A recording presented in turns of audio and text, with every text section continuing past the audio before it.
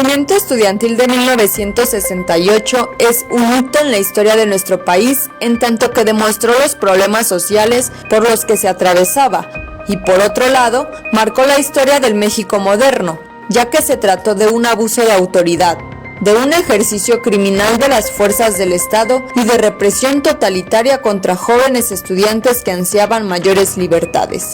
A 55 años de la matanza estudiantil del 2 de octubre de 1968, este programa pone de relieve la vigencia de las demandas del mismo. Diversos expertos en la materia se han pronunciado a favor de que el 2 de octubre de 1968 permanezca en la memoria. Señalan que es necesario no solamente conmemorar, sino comprender aquel momento histórico, y aunque indudablemente lo que sabemos hasta ahora ayuda a la comprensión de lo sucedido, no puede darse por concluida la investigación, dada la enorme cantidad de incógnitas que todavía se encuentran alrededor del tema. Buenas noches, hoy en Lo Marginal en el Centro hablaremos de uno de los eventos más trascendentales en la historia de México, el movimiento estudiantil del 2 de octubre de 1968. ¿En qué contexto surgió este importante movimiento y qué demandas enarboló? ¿Cuáles fueron sus aciertos y sus errores? Y finalmente discutiremos también acerca de su vigencia a más de 50 años de distancia de los acontecimientos. Para discutir y analizar este tema, contamos con un panel de expertos muy importante. Está con nosotros, en primer lugar, Ivonne Acuña Murillo. Ella es doctorante en Sociología por el Colmex, maestra en Sociología Política por el Instituto Mora y una especialista muy destacada en democracia y el sistema político mexicano. Además de desempeñarse como docente en la Universidad Iberoamericana. Ivonne, es un gusto que estés con nosotros en Lo Marginal en el Centro. Miguel, muchas gracias a CEMES por la invitación y es un gusto estar en este programa. Muchas gracias. También nos acompaña hoy Victoria Herrera Valle. Ella es maestra en Historia Contemporánea por la Universidad Autónoma de Barcelona, es historiadora por la UNAM y especialista en movimientos sociales y la izquierda en México e investigadora del Centro Mexicano de Estudios Económicos y Sociales, CEMES. Victoria, gracias por venir a Lo Marginal en el Centro. Hola Miguel, es un gusto estar aquí de nuevo. Está con nosotros también en esta ocasión Yara Villaseñor. Ella es socióloga y maestrante en estudios latinoamericanos por la UNAM, así como parte de la agrupación feminista socialista PAN y Rosas México. Yara, bienvenida, muchas gracias, es un gusto que estés aquí con nosotros en una nueva edición de Lo Marginal en el Centro. Gracias Miguel, y qué gusto poder compartir este panel con Victoria y con Ivonne, que está de lujo. Quisiera comenzar recordando, como ustedes saben seguramente, en los próximos días se cumplirán 50, casi más de 50 años de los hechos de la Plaza de las Tres Culturas. Aquel 2 de octubre de 1968, el Estado mexicano, presidido por Gustavo Díaz Ordaz, montó un operativo de seguridad que terminó con el asesinato de un número desconocido de estudiantes a manos del ejército. Este acontecimiento, comúnmente conocido como la masacre de Tlatelolco, dio la puntilla al movimiento que había iniciado meses atrás y que actualmente es considerado como la movilización estudiantil más trascendente de la historia nacional. En esta coyuntura es pertinente reflexionar acerca de la naturaleza de los movimientos estudiantiles, sus alcances y sus limitaciones, por supuesto. Quiero comenzar contigo, Ivonne, preguntándote ¿cuáles fueron las demandas y el contexto del movimiento estudiantil del 2 de octubre del 68? Sí, Miguel, bueno, las demandas son, el pliego petitorio contaba de 6 puntos, eran demandas muy específicas referidas a lo que ocurrió desde julio, los meses siguientes, con respecto de los estudiantes, muchas de ellas adolescentes, estudiantes de preparatoria, de vocacional.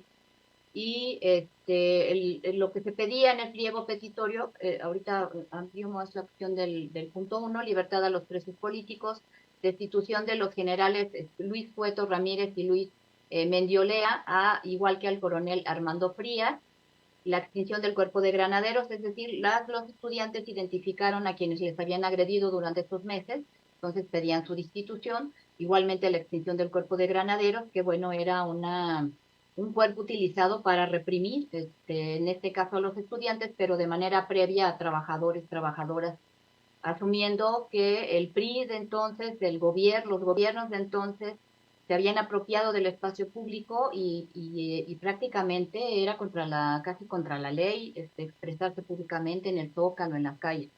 La derogación del artículo 145 y 145 bis del Código Penal, referido a la disolución social, que era un instrumento jurídico impreciso que podía ser aplicado por las autoridades a partir del criterio de quien asumía la autoridad para detener estudiantes porque tenían el cabello largo, porque estaban parados en la esquina, porque eran más de 5, por supuesto, hasta cuestiones más directas o concretas y relacionadas con movimientos sociales, como era la protesta social. El quinto, la indemnización a las familias de muertos y heridos, desde que comenzó el movimiento por agresión de distintos cuerpos de las fuerzas armadas en el país. Y por último, el deslindamiento de responsabilidades de los actos de represión y vandalismo por parte de las autoridades, incluidas, decíamos, policía, granaderos, ejército. Mucho se ha estudiado el movimiento y hay muchas hipótesis en torno a, sobre todo a su progresión, porque comienza como un enfrentamiento entre estudiantes preparatorianos, la Isaac Echeterena, una preparatoria privada, la Boca 5, si no recuerdo mal, me parece que estuvo involucrada la Boca 7, es decir, es un pleito entre adolescentes, que de hecho no era algo extraordinario ni dejó de serlo después. Incluso a mí me tocó, siendo estudiante del colegio de bachilleres, presenciar esos enfrentamientos entre grupos, porros les llamaban, en este caso no, pero también entre grupos porriles, que bueno, esos tienen otra historia, formados también desde el poder para controlar, vigilar, etcétera, a estudiantes. Y entonces no se explicaba cómo es que un enfrentamiento entre adolescentes terminó en lo que bien refieres, Miguel, una masacre el 2 de octubre. Entonces, entre las hipótesis que se manejan es que este movimiento fue aprovechado y hecho crecer a propósito por Luis Echeverría, que era secretario de Gobernación, quien intentaba demostrarle al presidente Díaz Ordaz que era tan duro como él y que podía controlar al país en un contexto de mucha movilización. Los 10 años previos hay un estudio muy interesante de Ilan Semo, que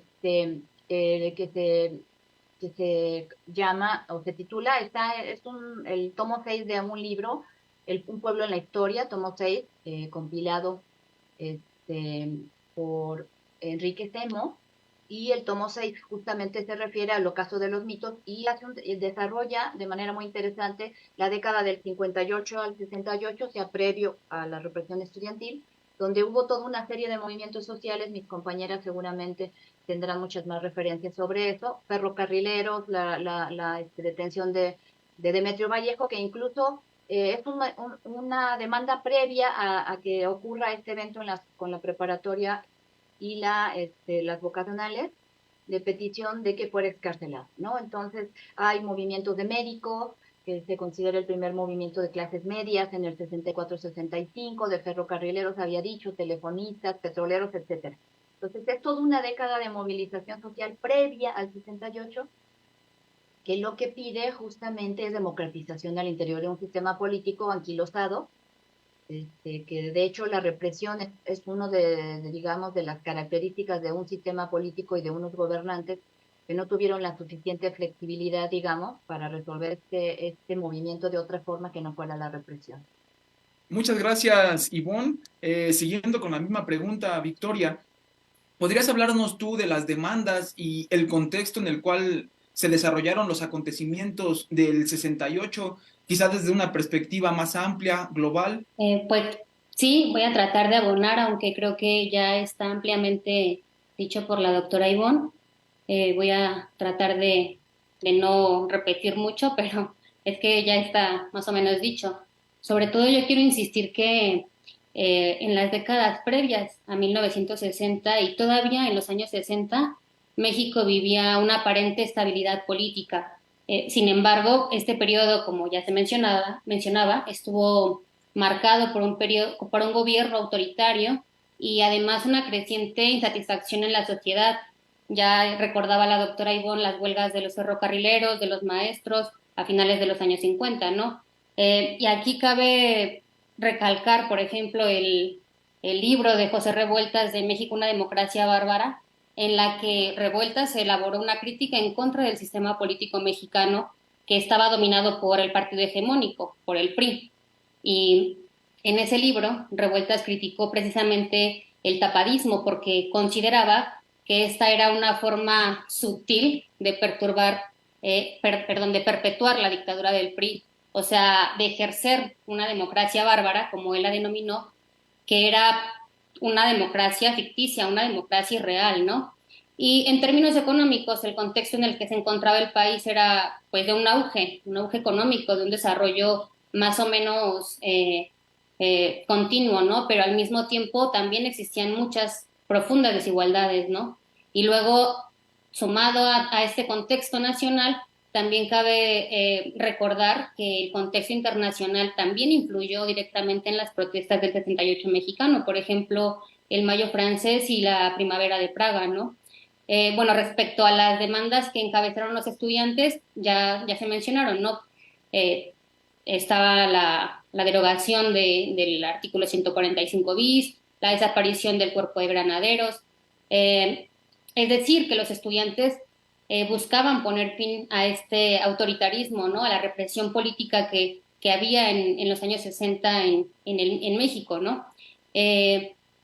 Bueno, más allá de eso, creo que uno de los momentos más notorios de las manifestaciones fue el 26 de julio de 1968, cuando varios estudiantes, muchos estudiantes, marcharon precisamente en apoyo al movimiento estudiantil de la preparatoria que ya mencionaba la doctora, pero esto desencadenó una serie de manifestaciones que terminó en este suceso del que estamos hablando ahora, que es el 2 de octubre de 1968, cuando el ejército y la policía reprimieron violentamente a los manifestantes en la Plaza de las Tres Culturas.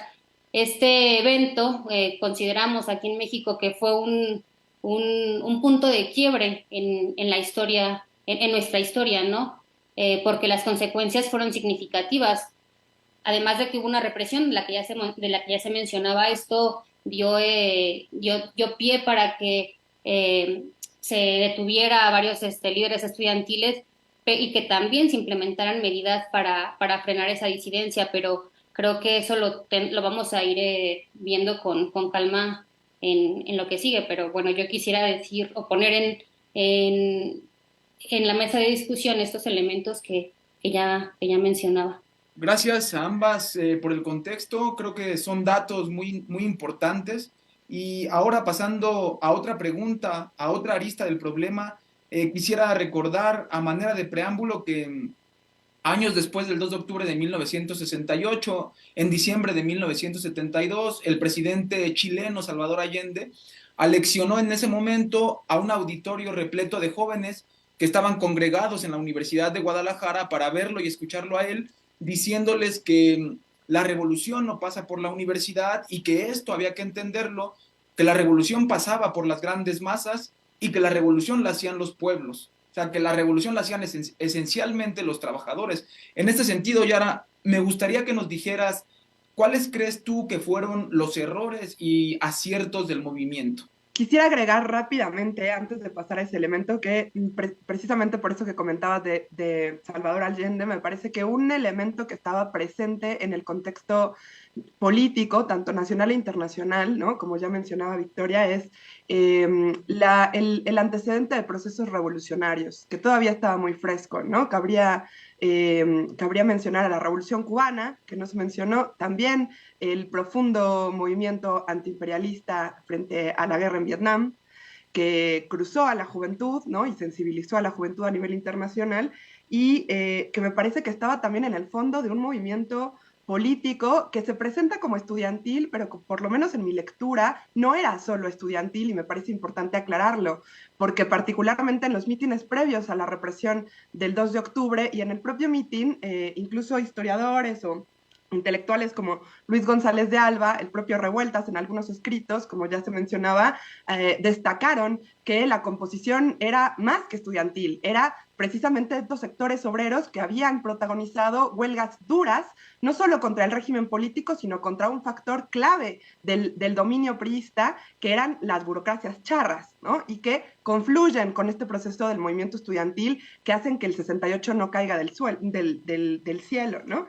Me parece que uno de los aciertos es precisamente que las alas más a izquierda del movimiento y que integraba el Consejo Nacional de Huelga tenían una política para forjar esta unidad entre estudiantes y trabajadores, porque efectivamente un sector de la extrema izquierda, de la izquierda socialista o marxista, consideraba que no era suficiente el rol que podía jugar el movimiento estudiantil, aunque estaba ocupando un proscenio de manera incuestionable, ¿no? Un lugar que permitía forjar lazos de unidad con los sectores populares y que permitió también motorizar una dinámica que en su contenido era, me parece a mí, anticapitalista también, es decir, no cuestionaba solo el régimen político, sino también la propia base del sistema capitalista, ¿no? Y por eso recuperaba ejemplos como estos procesos revolucionarios o como las propias revoluciones políticas contra la burocracia stalinista, ¿no? En Europa del Este, como la Primavera de Praga.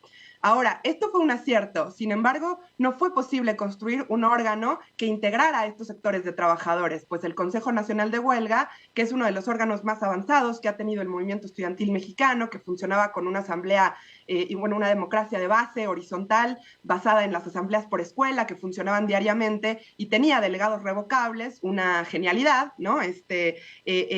Pues se conformaba por más de 200 delegados, por más de 80 escuelas, sobre todo de la zona metropolitana, ¿no? Pero también a nivel nacional. Sin embargo, no había una integración representada de estos sectores de trabajadores que también estaban enfrentando a la burocracia sindical.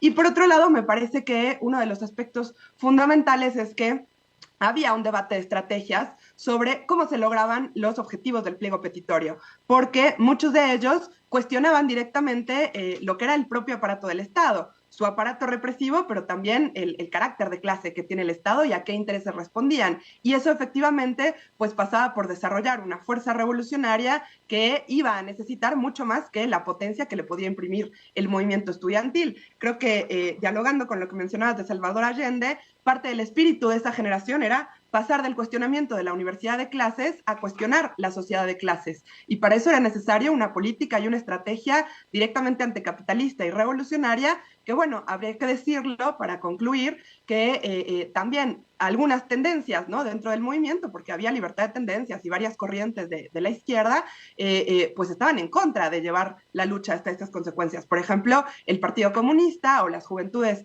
comunistas que estaban subordinadas al PRI y que a pesar de ser parte del movimiento estudiantil, ¿no? Y del proceso de organización en el CNH, pues lo que buscaban es que el cuestionamiento al gobierno no se profundizara. Y esto fue uno de los aspectos que me parece impidió que esa potencia que se expresaba pudiera desarrollarse, ¿no? Y bueno, y por supuesto, la brutal represión.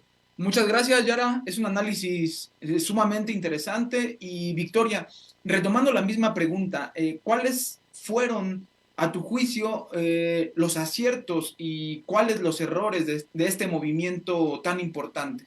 Vale. Bueno, yo considero que hay dos características principales. Primero, creo que su origen espontáneo, o sea, que no fue planificado el movimiento y que no se maduraron sus objetivos hasta llevarlo a sus últimas consecuencias. Yo creo que eso es, en primer lugar, no sé si un error, pero siento que es un límite, ¿no? Que mermó los alcances del propio movimiento estudiantil. Luego, en segundo lugar, creo que las demandas hacían referencia, más bien solo señalaban las fallas más visibles, las fallas más superficiales del sistema político mexicano, que es un avance, pero que si lo vemos en la superficialidad, pues no va más allá, vuelvo a decir, es un límite. Quizá no un error, pero sí un límite de perspectiva, ¿no? En pocas palabras, yo creo que estas prácticas del gobierno que más directamente ofendían a la gente, pues sí llegaron al sentir del estudiantado, ¿no? Pero estas demandas no necesariamente expresaban los verdaderos problemas del país. Eran demandas, como ya mencionaba Yara, eminentemente políticas, enfiladas sobre todo contra el monopolio del partido hegemónico, del PRI. Creo que la supresión del artículo 145 y del 145 bis, la supresión del cuerpo de granaderos, expresaban una problemática real que por supuesto molestaba a mucha gente, fundamentalmente a grupos de clase media alta, a intelectuales y a universitarios, aunque también a ciertos dirigentes obreros, como también ya se mencionaba, pero que no molestaba propiamente a la mayoría de los mexicanos y de las mexicanas, a pesar de que poco a poco estas fuerzas populares se fueron incorporando al movimiento porque comenzaron a coincidir o vieron la oportunidad de plantear sus propias demandas sobre estas demandas que planteaban los estudiantes. Pero por todo esto, el movimiento del 68 se convirtió en un movimiento de la pequeña burguesía urbana, no de la burguesía campesina, rural, ¿no? De la urbana, de la intelectualidad, de grupos importantes que se sentían marginados del desarrollo político del país. Ellos son precisamente quienes conducen el movimiento y por esa razón el mismo movimiento no integra una sola demanda económica, ¿no? Es decir, no incluyó un planteamiento acerca de las desigualdades económicas que yo mencionaba al principio, que ya eran evidentes, ¿no? Que, por ejemplo, los ferrocarrileros, los maestros, las telegrafistas, ya empezaban a cuestionar no solamente sí, ya empezaban a pedir no solo democracia sindical, sino también aumentos salariales, etcétera, demandas económicas, no solamente políticas. Fue un movimiento de las clases medias urbanas, como ya decía, que se sentían marginadas del desarrollo político del país y que en esa medida se sentían con derecho a participar de la política, ¿no? Sin embargo, alcanzó gran resonancia, amplitud, cierta fuerza política este movimiento, porque precisamente, como también ya decía Yara, contó con la simpatía del pueblo mexicano. Se ha dicho en varias ocasiones, y yo coincido con ello, que el movimiento del 68 no habría podido alcanzar la resonancia que tuvo y la amplitud que tuvo de no haber contado con el apoyo y la simpatía del pueblo mexicano, a pesar de que no fue un movimiento del pueblo y para el pueblo, sino precisamente de las clases medias urbanas. Y a pesar de estos límites que ya señalamos, que ya se señalaron, creo que el 68 sí dejó una profunda huella en la sociedad mexicana. No por otra cosa estamos hablando hoy de eso, ¿no? Lo que dejó, la huella que dejó, creo, es que se empezó a cuestionar el funcionamiento del sistema político mexicano, se cuestionó al gobierno y creo que esa fue la base sobre la que se sentaron varias reformas políticas que aún hoy se siguen discutiendo y que creo que seguiremos discutiendo hasta que no se lleven a cabo, ¿no? Por ejemplo, precisamente la democracia participativa, la democracia sindical, la democracia en términos absolutos, ¿no? Muchas gracias. Me parece que ambas intervenciones apuntan muy bien los aciertos más importantes, pero también los errores más decisivos de un movimiento tan importante en términos históricos. Ahora, regresando contigo, Ivonne, quisiera que abordáramos un punto que desde mi punto de vista resulta crucial. A más de medio siglo de distancia, ¿cuál sería la vigencia del movimiento de 1968 y de sus demandas más importantes? La vigencia, creo que podríamos hablar desde distintos puntos de vista en torno a esta vigencia. Una, por supuesto, es la cuestión histórica, la cuestión política, con el que marca definitivamente un partido político, que es el PRI, el Partido Revolucionario Institucional, que lleva, digamos, en su marca, en su historia, ese fantasma del 68, y que incluso ha trascendido como fantasma para otros partidos, para otros gobiernos, que han tenido que pensar muy bien cómo enfrentar reclamos estudiantiles y demás movimientos estudiantiles, precisamente para no echar sobre sus hombros una represión de esa magnitud, una decisión política de ese tamaño y, digamos, dañar su proyecto político en marcha o a futuro. en ese sentido es parte de lo que también tiene al PRI, por supuesto no solamente, fueron 71 años de gobierno continuo del Partido Revolucionario Institucional, pero esa es una de las marcas que lleva encima y que no se pueden borrar de la memoria nacional, de lo que la gente reconoce cuando piensa en el PRI, y que tiene que ver con esa decadencia. Justamente decía yo, cuando ocurre la represión del 68, estamos hablando de un sistema político que anquilosado, que autoritario, que no toma las mejores decisiones porque justamente viene de estas personalidades incluso individuales autoritarias en las que todo era vertical y no había había una idea supuesta de democracia.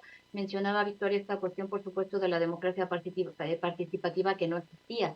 Entonces fue un momento crucial que después dio paso a otras medidas como lo que ocurrió después de Echeverría cuando fue presidente de la República, que inició este proceso de la apertura democrática en el que después de la represión, porque era como un mecanismo, ¿no? Reprimir y después intentar o resolver desde los propios recursos del gobierno en turno las demandas. Entonces se creó los SH, se crearon los colegios de bachilleres, la universidad, si no recuerdo mal, la Universidad Pedagógica Nacional o la UAM, ¿no? Universidad Metropolitana, Autónoma Metropolitana, dando respuesta a la propia lectura que había hecho el gobierno, porque en ese momento la clase media estaba en auge, digamos, o había crecido a partir de 30 años de crecimiento económico, el famoso milagro mexicano, del 40 al 70, la clase media había crecido, había aumentado su nivel de vida, hablaba Victoria de movimientos de clase media, ¿no? Del movimiento del 68 como un movimiento de clase media, pero esa misma clase media que había crecido que había aumentado y que había mejorado su nivel de vida con el crecimiento, de pronto ya no tenía precisamente espacios de participación, no solamente política en función del autoritarismo, sino los estudiantes que salían de la secundaria a las preparatorias no tenían suficientes espacios para seguirse preparando. Entonces, es parte de ese contexto. Y la respuesta que da Luis Echeverría, decía yo, es la apertura democrática y la apertura de estas otras instituciones. ¿Qué va quedando hoy? Pues cada año se recuerda esa masacre y se recuerda que los estudiantes se movilizan.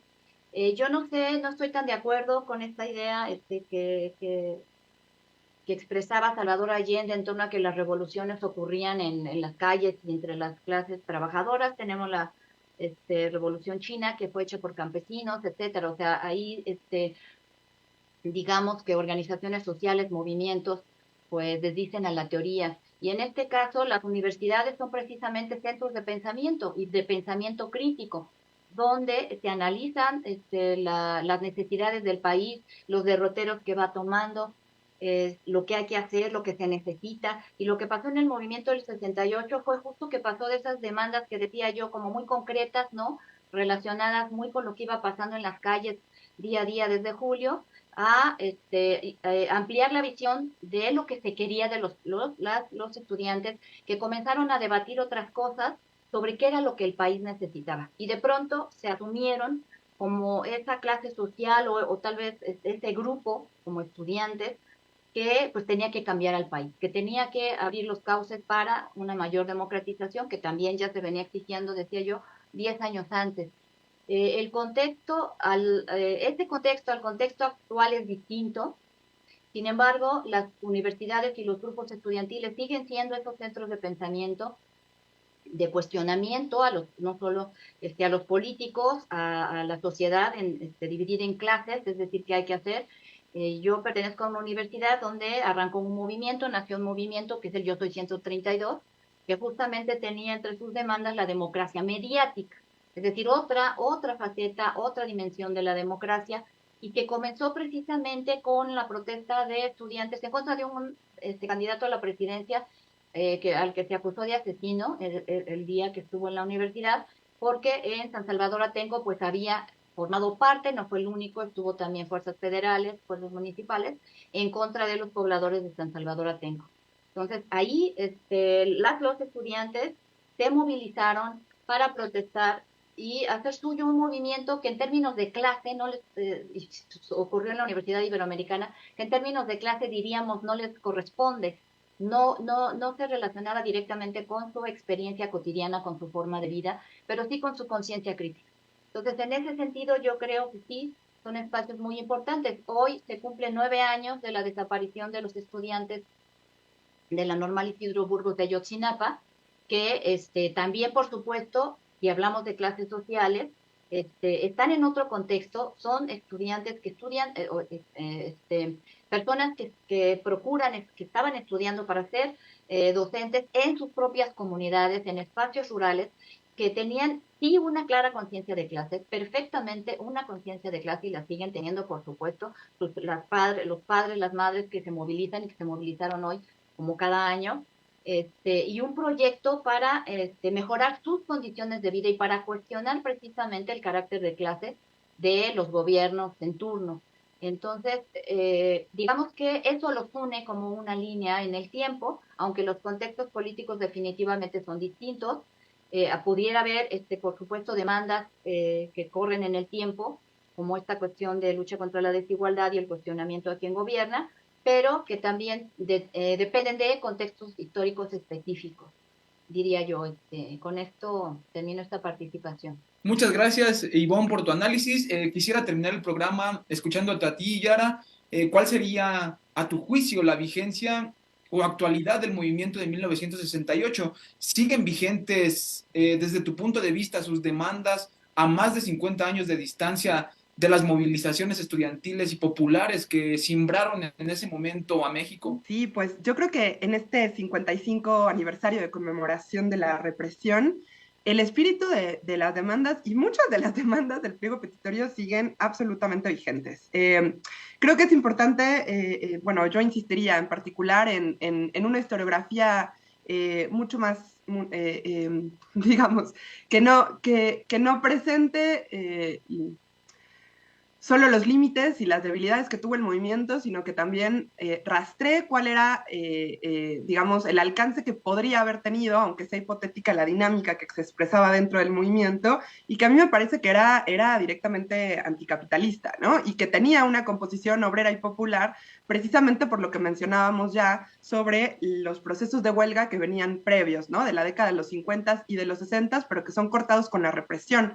Por ejemplo, en el gobierno de López Mateos se contabilizaron más de 2.358 huelgas y esta dinámica se sostiene bajo el gobierno de Díaz Ordaz. Y a mí me parece que es parte de lo que expresa que el descontento era mucho más profundo, ¿no? Y si bien en el pliego petitorio se expresan demandas democráticas que hacen a las libertades civiles, si quieren, y que efectivamente no alcanzaron, ¿no?, a extenderse y integrar demandas económicas, ¿no?, o de otros sectores, me parece que la composición del movimiento, incluso lo que mencionaban sobre la solidaridad que se veía alrededor de las brigadas, que eran atacadas por el ejército, de donde venían gran parte de las desapariciones forzadas, por ejemplo, los mítines relámpago, que generaban enorme solidaridad en la población, expresaban también esta potencia, ¿no?, de poder configurarse como un movimiento más profundo. Y creo que esa esencia sigue presente, porque el desvío de esta dinámica anticapitalista es lo que me parece que 30 años después, 40 años después, bueno, 32 años después, en el 2000, permite una transición pactada a la democracia, pero que no termina por resolver muchas de estas demandas más profundas. Entonces, por ejemplo, se supone que el cuerpo de granaderos está extinto, pero yo que participo de las movilizaciones y que he sido parte del movimiento estudiantil, del movimiento feminista, pues sigo encontrando una política represiva innegable en el gobierno de la Cuarta Transformación, bajo Sheinbaum en la Ciudad de México o directamente de otros funcionarios que hoy, por ejemplo, van a contender por el gobierno de la ciudad, como el propio Harfuch, ¿no? Y pues dicen que no es un cuerpo de granaderos, pero se ve y actúa como un cuerpo de granaderos. Bueno, hablan de la libertad de los presos políticos y sigue habiendo una política represiva contra luchadores, defensores de derechos humanos, activistas, ¿no? Que después, bueno, no tendrán penas tan escandalosas como en sexenios anteriores, pero que sí viven una política de ataque y de persecución y criminalización por parte de las fuerzas represivas. Y en particular me parece muy importante el punto 4 del pliego, que era la derogación de los artículos 144, 145 que hacían al delito de motín. Bueno, se logró la derogación, ¿no?, en los 70s, pero, de disolución social, pero sigue habiendo un artículo en el Código Penal, el 131, que te permite ser acusado por motín, básicamente con el mismo contenido, o sea, qué sé yo, desafiar el orden público, lo cual me parece nada menor. O, por ejemplo, otro de los puntos del pliego, indemnización de las familias, ¿no? Deslinde de las responsabilidades de los actos de represión, lo cual implicaba pues reconocimiento de la responsabilidad, ¿no? Por parte de los cuerpos de seguridad. Son dos demandas que me parecen vigentes. El caso de Ayotzinapa creo que lo demuestra, ahora que lo trajo a colación Ivonne, que me parece muy importante en este día, y es que sigue sin haber reparación del daño, porque cómo se repara una familia que tiene que lidiar con una desaparición forzada o con el asesinato de un integrante a manos de la policía, del ejército, de la Guardia Nacional, o no hay disculpas públicas por parte de los funcionarios del Estado, ¿no? Incluso todo lo contrario, vemos en estos años un apoyo explícito del gobierno de López Obrador, en particular de López Obrador hacia el ejército, hacia los cuerpos represivos, un intento efectivo, desafortunadamente, de relegitimar al ejército, ¿no?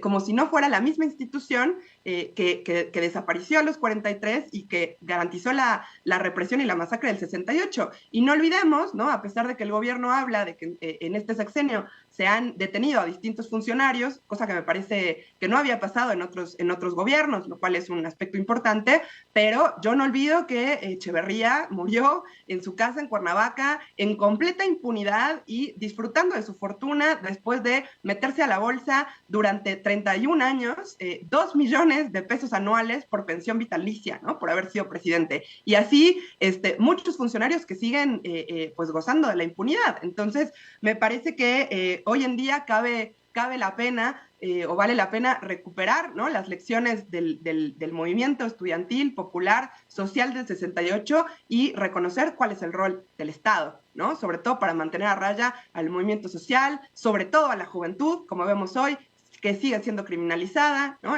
Con distintos argumentos, pero bueno, cuestionar, ¿no? El rol de la policía, de los cuerpos represivos y el presupuesto que se invierte en esos cuerpos en lugar de, por ejemplo, ser destinado a incrementar el presupuesto para educación, salud, vivienda, cultura o para garantizar pues mejores condiciones de vida para todo el pueblo y los sectores populares y trabajadores del país, ¿no? Los sectores migrantes, por ejemplo, etcétera.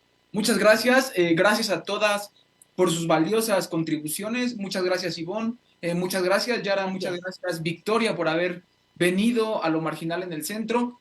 Creo que hoy hemos explorado a fondo la vigencia del movimiento estudiantil del 2 de octubre de 1968 y quiero agradecer a nuestras panelistas por aportar a nuestra audiencia su experiencia y su conocimiento.